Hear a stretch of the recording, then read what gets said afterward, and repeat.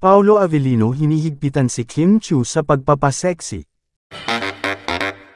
Usap-usapan ngayon sa social media platform na X, dating Twitter, na hinihigpitan ni Paolo Avellino sa pagsusuot ng sexing damit si Kim Chiu. Nagsimula ito sa isang post ng isang alter account na naging pulutan ng mga netizen sa pagiging merits nila. Say pa ng ilang netizen na napapansin daw nga na parang nababawasan ang pagiging sexy ng mga suot ni Kim sa kapamilya noontime show na It's Showtime.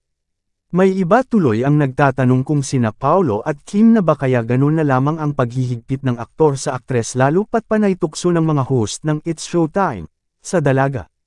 Recently nga ay pinatamaan siya ni Vong Navarro sa tanong nito kung naramdaman na ba nila yung pakiramdam na parang kayo pero parang hindi.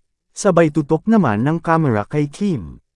Kilig na kilig syempre ang Kim Pao sa mga ganong patama kay Kim. Sila na nga po, kahit anong deny ni Kimi natin, panagtag ako dahil marami ng signs, kilig na post ng isang Fanny. Hahaha halata ka talaga Kimi, dapat sinabi mo na lang na wala naman talaga hahaha pero wala kasi talagang mag-jowa na kayo ni Pao Pao hahaha. Tignan ninyo reaction niya diyan gets na hahaha kasi nga sila na talaga, say naman isa pang Fanny.